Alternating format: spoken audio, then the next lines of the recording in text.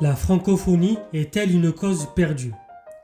D'abord, il faut savoir que le secrétariat d'État à la francophonie a été créé en 1986.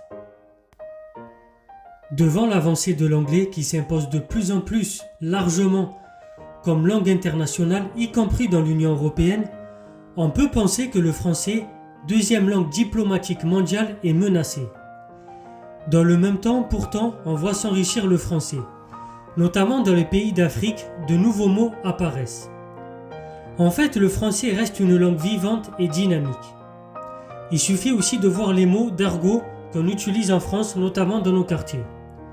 En tout cas, même si le français subit des revers, la francophonie, sous la direction de la Rwandaise Louise Mushikiwabo, secrétaire générale de l'Organisation internationale de la francophonie, n'est sans doute pas sérieusement menacée.